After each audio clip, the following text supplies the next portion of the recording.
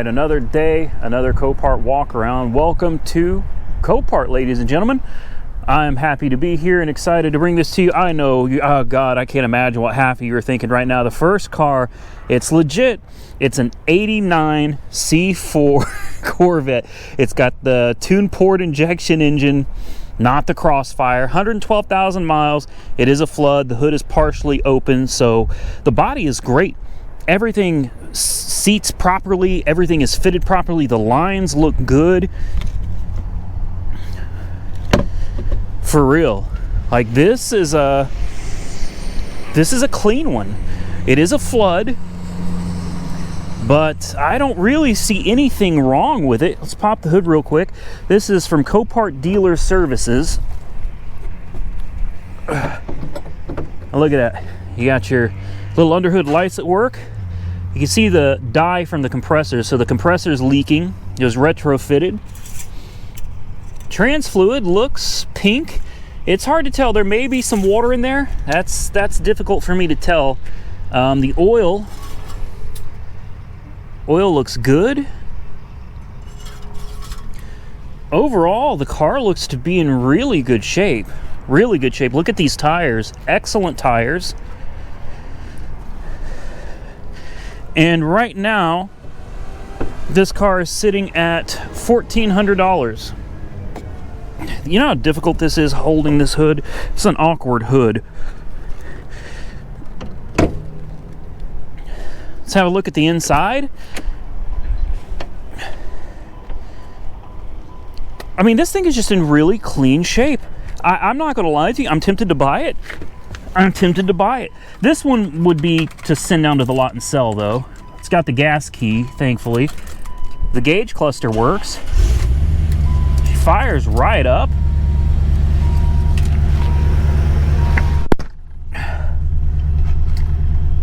Runs good. Runs real good. The only light we've got on over here is your anti-lock brake light. We got oil pressure, oil temp. Oh, it shows you this on the oil pressure 48. Oil temp is low. It does smell like water in here. It does. Coolant temp is low. Volts 14.6. So it looks like just about everything works. Try the radio. Okay, the radio works. I'm pretty sure the AC does it. We'll turn on the let's see if we can turn on. Okay, so this doesn't appear to work at all. Let's move this out of the way so I can see a little better. Exterior temp, yeah, this panel down here is not functioning whatsoever.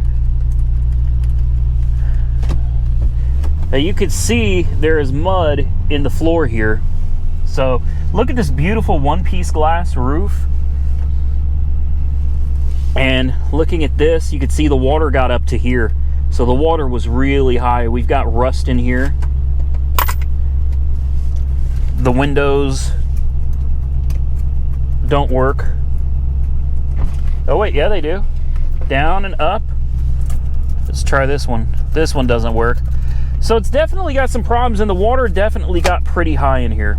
Now you can see the wood is all warped around here. But I mean, overall though, what a nice car. Nice tight steering. The headlights, one headlight works. One headlight just popped up. The other one did not. And now that headlight is not closing. Okay, so there's going to be a few problems with it. You got your windshield wipers over here. It shows 112,296 miles. Now tell me, what do you guys think?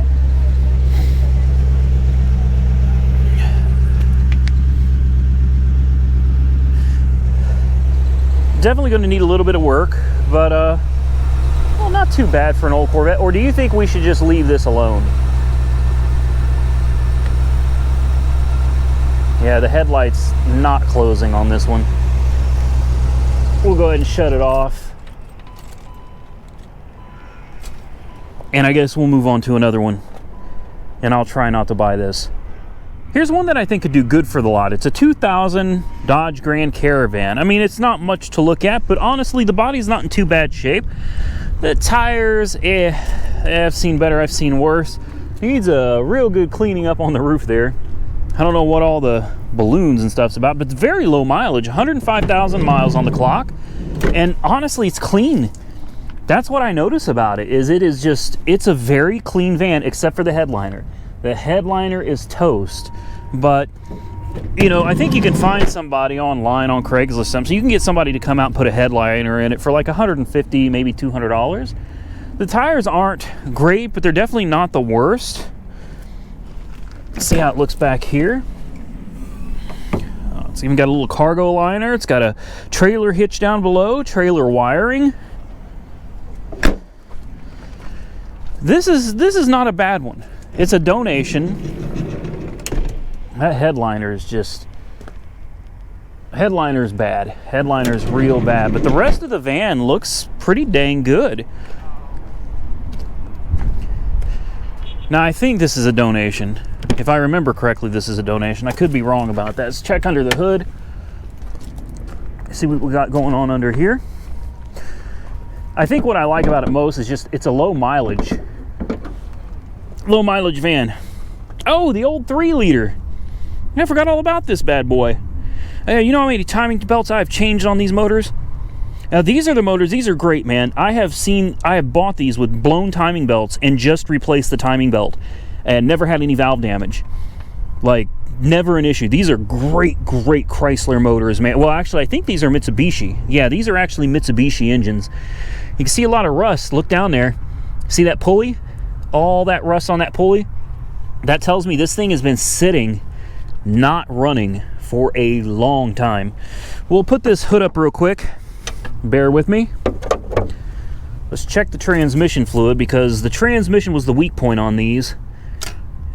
That is a little concerning. Transmission is bright pink. Looks like someone just did a service on it.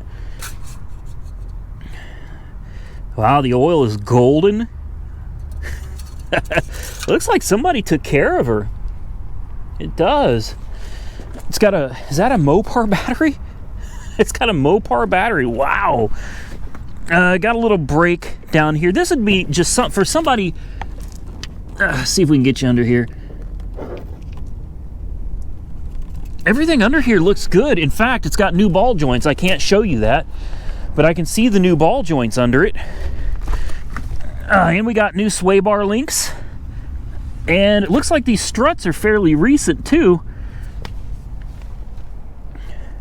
Someone took very good care of this van, and that's unusual. These vans are typically just abused and then thrown away.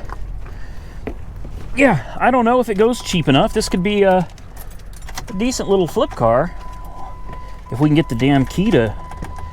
Another thing, yeah, the key doesn't want to turn. There we go.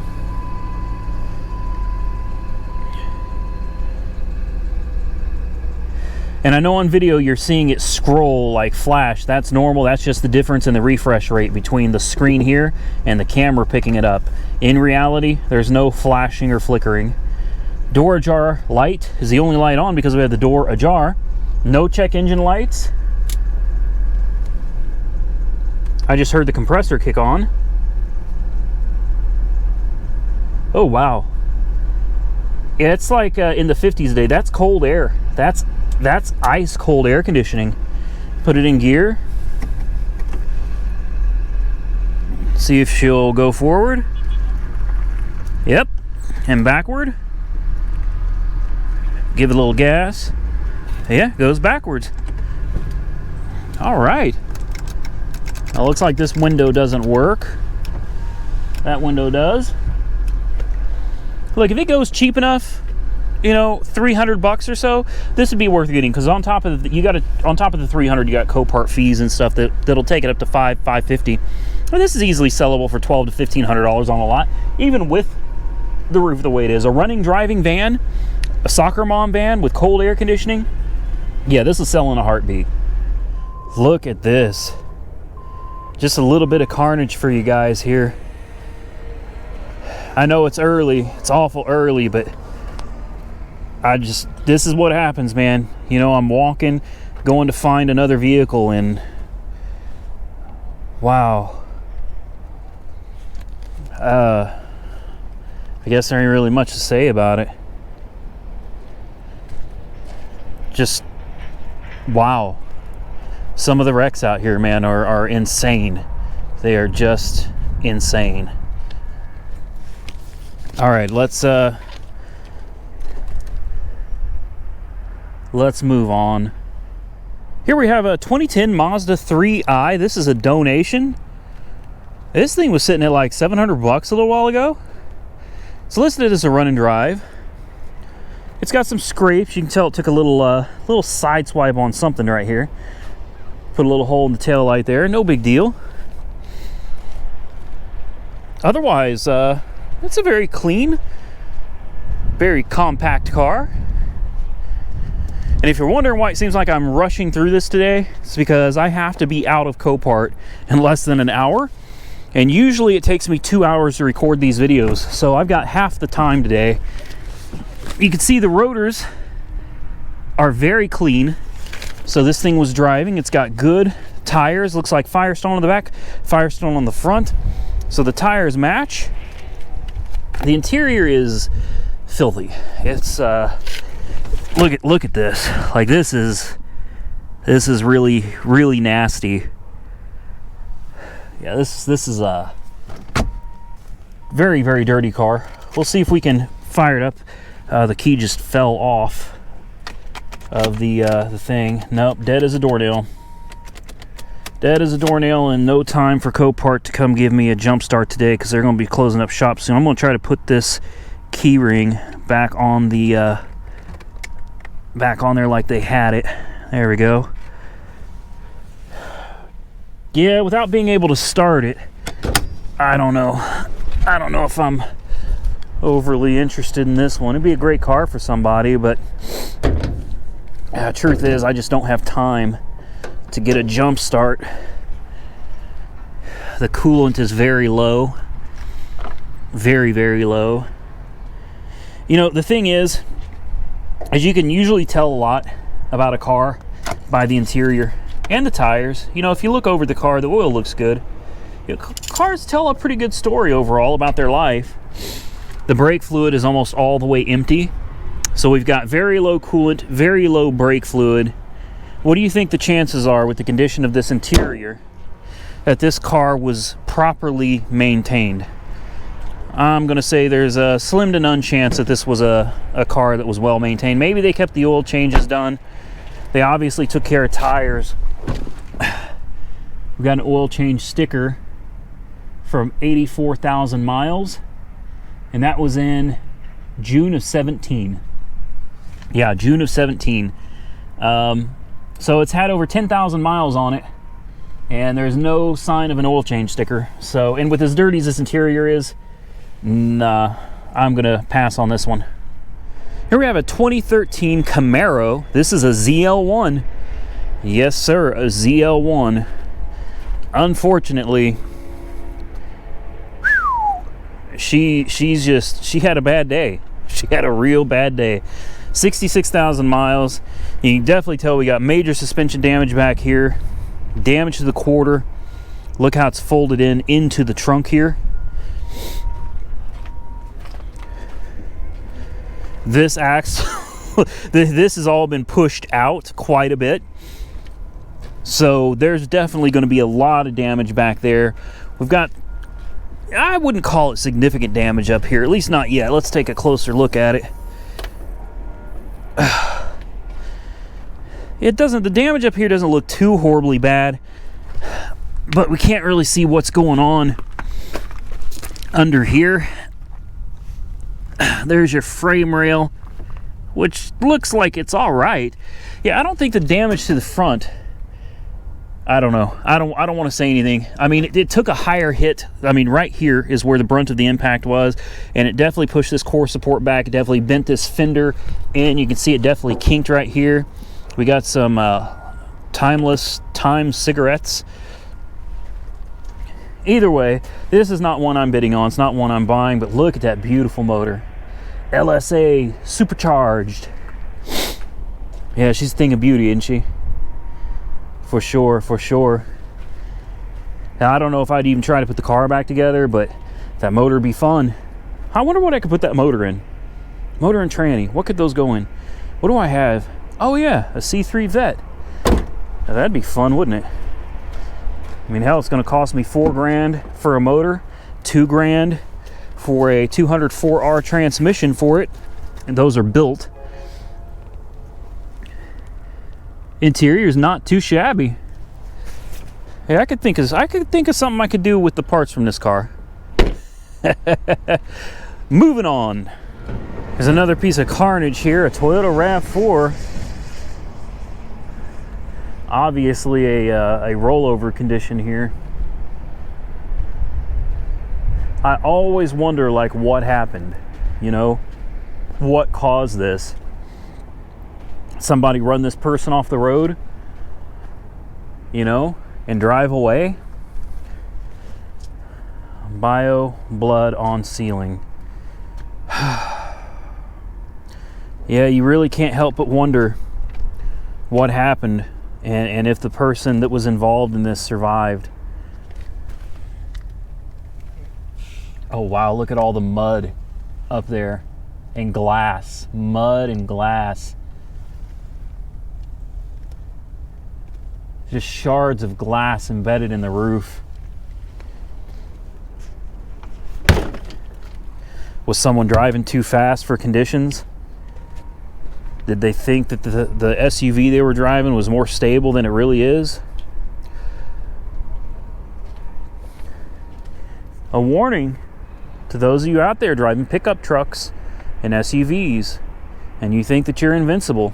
Not saying that that was the case with this one, just giving you guys a warning out there, guys and gals. I know it feels a lot safer sitting up high in an SUV. I do. It feels like you're bigger than everybody else. But being bigger than everybody else has its own set of problems. Mainly a higher center of gravity, less control, less stability.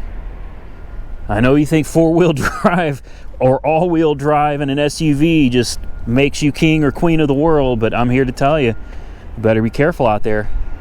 These things will tip over. Moving on. Here's another one, 04 Land Rover Discovery. Another rollover. And again, like what happened here? Look at this. We got barbed wire wrapped up on this thing. You got mud. I mean, obviously this was a heck of a rollover. Look, there's even a log back there. Look at that.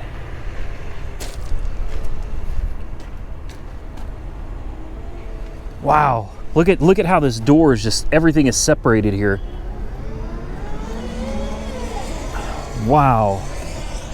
But they definitely wanted to make sure anybody that comes near this knows that this is a bio.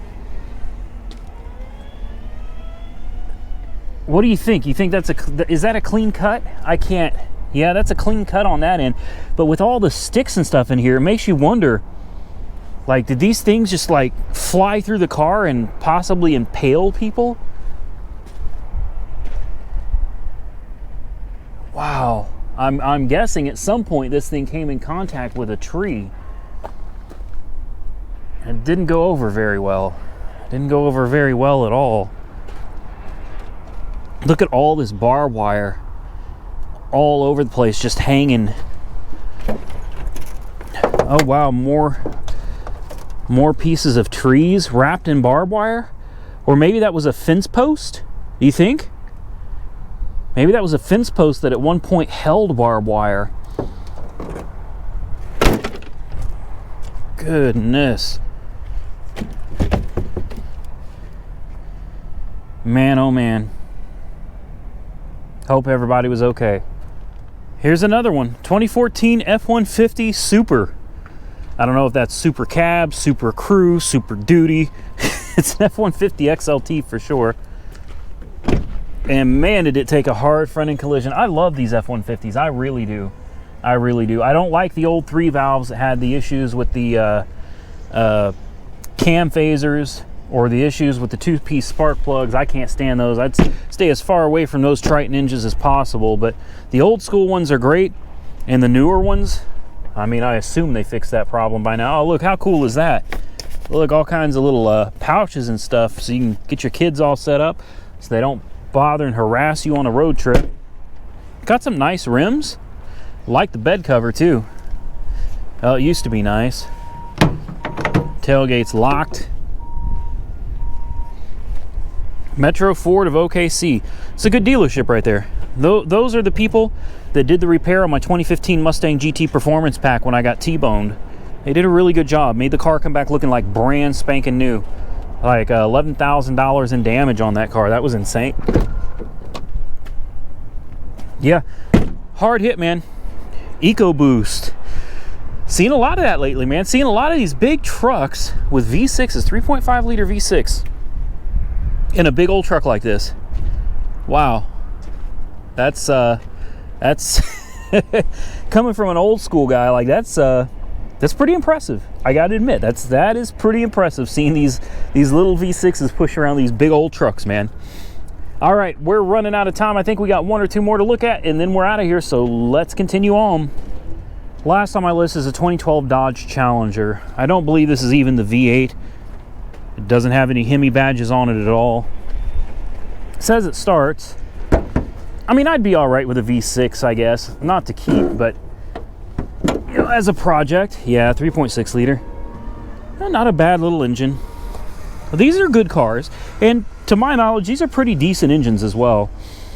I don't know if it's got coolant in it or if that's just a stain from where the coolant used to be. No, it's got coolant. It's got coolant in it. All right, so cooling system is probably intact and okay.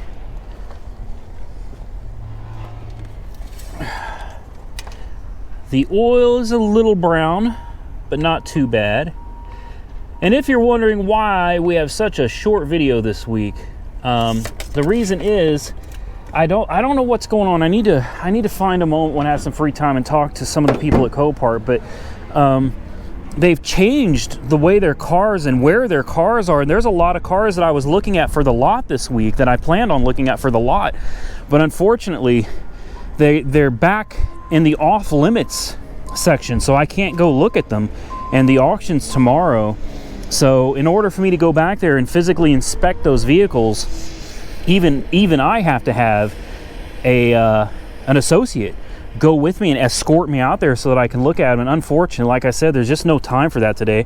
Now, that's not on Copart, that's on me. I'm just short on time. If we came like early in the morning, there would have been plenty of time to have an associate go out there with me. And also, I really hate bothering them to go out there and you know, kind of like escort me around. I really hate bothering them like that, but I might have to come back tomorrow morning to look at those other cars, because those are ones that I was interested in for the lot, and I can't go look at them because there's just no time today. It says this thing starts, so let's fire it up. Oh yeah.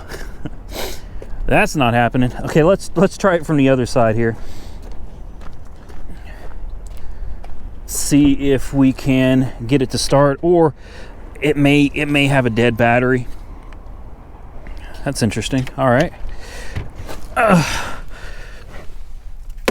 Here's the key. Oh, it's one of those push to start, huh? And it doesn't look like anything's working here. Yeah, the clicker for the locks, nothing works. Dead battery, probably because that door is stuck open like that. Look, the mirror broke off the windshield at one point and they glued it back on. Yeah, you know, this is not a bad car, even for being a V6. I'll cut it some slack because it really does have it has an iconic body style. I wish we could see a little more as to what is going on with this door. I mean, obviously it took one hell of a hit here, and I mean, I'd be willing to bet that the A-pillar is tweaked. I'd almost put money on it, but maybe not. I don't know. It's so hard to see them with this tape on here. Like I said many times before, I'm not going to take their tape off, you know, and risk exposing the car to the elements and things like that just so I can have a peek at it. It's not worth it. Now, obvious suspension damage up here, the back end. got a lot of scrapes and pretty decent dents with scrapes in them going down here. And the rear tire obviously hit something pretty hard too. So there might be suspension damage back here as well. The rim may be damaged. Yeah, I'll probably just pass on even thinking about this one altogether. I think what we really need for the lot right now, there's so many projects and Mike is just swamped over there with all these projects. I think what we really need is something that's more turnkey. You know, something we just bring from here, do a couple things, take it out to the lot, and turn it, you know, make some money on it. So I think that's what we're going to be looking for. I think that used to be a car. I don't know. There's an engine. Wow. All right. Unfortunately, this is going to be a short and sweet Copart walk around video. Like I said, unfortunately, there's several more cars that I need to look at, but they're sitting in the off limits section and I cannot cross. There's like a barrier right here. You can't see it. It's an invisible line, but you don't cross that barrier. I'm not going to cross that barrier. Yeah, I just can't go back there and I can't show you those cars, but maybe I can make it up here tomorrow because there really are a few that I think could potentially be good quick flips for the lot. And I guess we'll just have to wait and see. So that being said, as always, I appreciate you coming out here with me and checking these cars out. What do you think of that Corvette? Nah, I'm gonna tell myself no, but it's sitting at like $1,400. Like really, $1,400 for a Corvette? I'll work real hard not to bring that car to you in another day or so and say, hey, look what we won, another red on red Corvette. But seriously, thank you guys for coming with me today. Thank you to Copart for allowing me to be here. Love this place. This place is like heaven for mechanics, man. This place is so awesome. I really love coming out here and looking around at their selection, looking at their inventory. So thank you to all the people at Copart, the ladies up front that are always very helpful, and the management and corporate office. Thank you to all of you for allowing me to do this. Thank you to my subscribers. Without you, this wouldn't even be possible. Stay safe out there. We'll catch you very soon in the next one.